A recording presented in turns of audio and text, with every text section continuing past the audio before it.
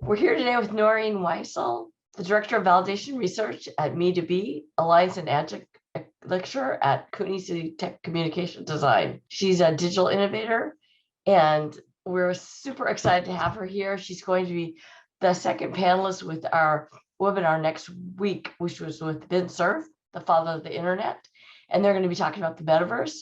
But we have Noreen here today to kind of tell us how she got into what her organization is all about and how she can encourage young women to get into the same field. So, to you.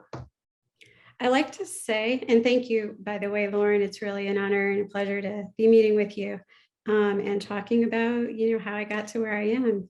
I like to talk about how my superpower is curiosity. I'm always that person asking why, like trying to get deep into the real meaning of what is happening and why, what is underlying a phenomenon or a design, because I have been doing web design and internet design and user experience for a very long time.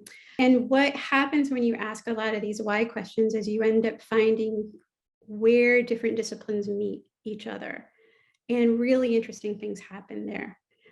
So following that curiosity has brought me through learning, through the 90s, learning about the internet, designing these internet spaces, from the perspective of somebody who's really curious about how people see the world, how they find information, into developing relationships between different disciplines, such as the developers as well as the designers, and how they talk to each other and the language that they use to create these spaces and communicate. So one of the things that I found early in the 2000s was a group of people who called themselves information architects. And these are people who do that. They find those edges and they bring people together. They unify the language so that the information can be brought to the person who needs it in the most effective way. The past few years, I've been involved in standards developing organizations, and that's what brought me to the Me2B Alliance. A standards development organization traditionally is an organization that makes sure that technology works no matter where you are. You plug in your phone, it's going to work in this plug, it's going to work in that plug. The electricity isn't going to burn it out. It's all because of standards. But there are also these standards that are being developed around how the technology treats the person that's using the technology. And that's an area that the Me2B Alliance is very interested in. Making sure that when a person signs on for an account at a technology company or a social media program, that the data that they share with the company or with the product itself is going to be protected in the way that the promise, that the product promises. And we've seen a lot of ways that this has kind of gotten a little out of control, where our data gets shared in ways that we never really expect it to be shared. And it comes back to you in a lot of very odd ways. Everybody knows that, you just talk about something and it seems like there is an ad for it in your, when you're on the newspaper reading. It is weird. It is weird. Yeah. And, Yeah. We're trying to make sure that the information that's being collected and shared is being collected and shared in a way that's benefit to the user, that isn't going to harm the user, that isn't going to be used in a way to create a lack of choice or a sense of not having, the ability to make a choice. So one of the things that you had mentioned was in the past was that you found out through some of your research that people have an intimate relationship with technology. Can you expand on that a little bit? I agree with that. And they have all these movies about people having intimate relationships with technology. What specifically were you thinking of? I mean, we think, and maybe, because I'm kind of not from the, born in the internet, generation, it seems a little bit odd to think of, your devices, your lamps, your doorknob, somehow has a relationship with you because it has some technology that's built into it. But what we're finding is that there's this relationship model that's developed for human relationships from the very start of a relationship to when you've developed a commitment with a person, whether it's a friend or a love relationship, all through like the deterioration and the ending of a relationship, that actually maps really well to the way our data is being collected and shared and used. And we think of this as very similar to, you meet somebody, you find out about a technology, you sign up for the technology. The human part would be you go out for coffee, so you're just looking at the tech and seeing if it works for you. You decide to commit to this person, you decide to commit to the technology. Maybe things don't go so well. They're gossiping about you and you don't like the way that they're gossiping about you. They're sending you ads on your email that you know that was a category of ads that you weren't expecting, or something that's upsetting to you. And then you leave that relationship, or you delete your account, or you just let your account go and just not use that technology anymore.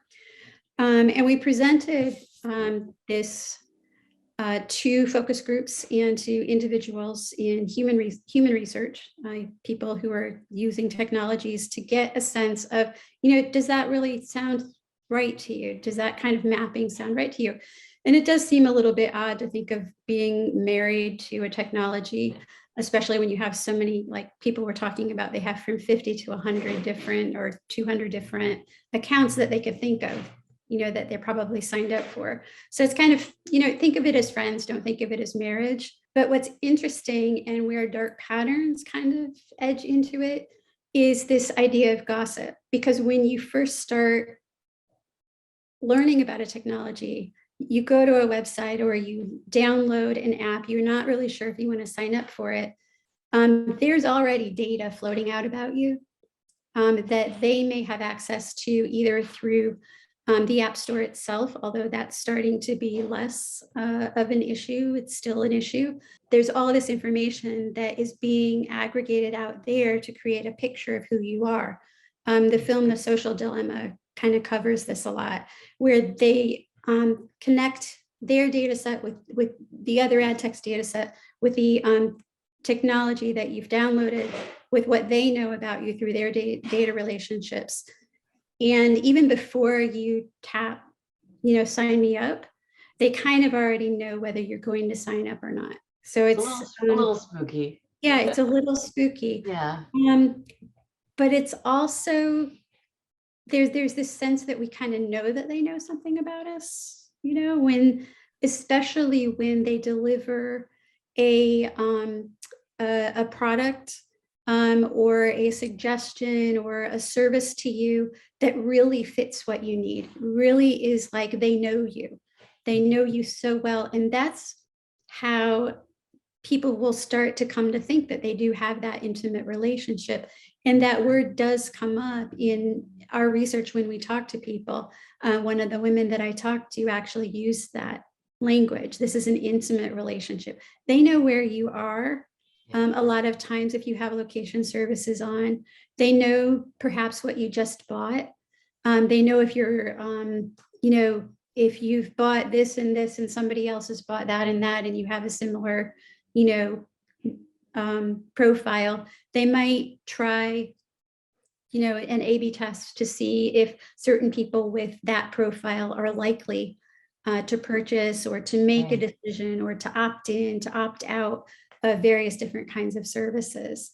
And it's all because of this, what I kind of think of as gossip, this data that's around there that they already know about you. And even when you cancel your account, and often people don't cancel their account, they just stop using it. You delete the app from your phone. You may still have an account that you haven't closed. And all of the agreements, the data sharing agreements that you signed through the terms of use, they're still active. And so they may continue to share data with their third-party partners. See, now, yeah, I'm totally like that. I sign up for tons of stuff and then I just delete it and I don't even think about it. Is that where your security, you guys do research on security too? Is that where that comes in? We like to separate security from safety. So we're not a security, we're not like, the password protection type companies. We're not, we're really more interested in making sure that you have autonomy, that you're not being coerced into a certain option because of the way that the terms of use is structured. And that you really have control over your choices to either engage or not engage with that technology or that product. So when you first got into this, so there's young women, there's young minorities trying to get into, and there's some disenfranchised communities and things. People try to say, okay, there's this whole cool thing out there, this tech world. How can I get into it? How did you first start? Was it going to college? As you said, you always wondering why? And so you had that, but how did you start? Like I said, I was a very curious person. I was interested in computers. I used to babysit and my uncle had an Apple IIe and I learned BASIC and he had a lot of cool video games. I was always really interested in computing, but I didn't want to be a computer programmer. It wasn't my interest when I was in college. But I was interested in human behavior, which is why I majored in psychology. So that's a different angle to get into tech. Yeah, I like that. well, yeah, it is. And what actually happened was after having a work study job in the library, I was at Columbia for 3 years. I decided to do something different. And there was an opening in the psychology department in vision science. And I thought that was really cool. I did not know that the very first day of my job in the vision science laboratory, they were going to throw a book at me that says, learn to program in C. Oh my God. Because they needed to program the graphics for the subject to, the human subject. It was all human subject research to manipulate so that they could study, this visual phenomenon that they were presenting to the participant. I thought that was really cool. And I was learning how to program graphics and I was just really interested. I got involved in some research projects. And of course, when I graduated from college, I went into finance because it's what one does. Yes, I did too.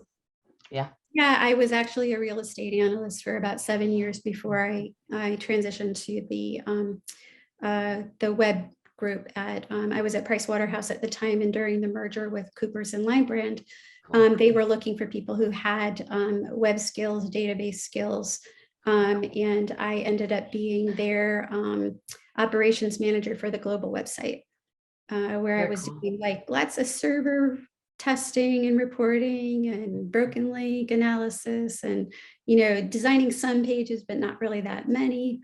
And my kids were really young at the time, so it was a really nice, job to have because it was a work from home mostly position. Nice. Yeah. Back then, when I was out in the financial world, everyone was in the office from 9 o'clock till 7 o'clock at night. That was it on Wall Street. So it's nice to be able to work from home. I think it's great. What do you think of the work from home now? It's nice, right? It's really funny because I had the opposite experience from most people because most people work in offices and during the coronavirus epidemic, they're back at home and everybody's at home and or they're at home and they're alone in a lot of cases because they don't live with a family. My experience was all of a sudden I've got 2 college students and a husband all working from home at the same time.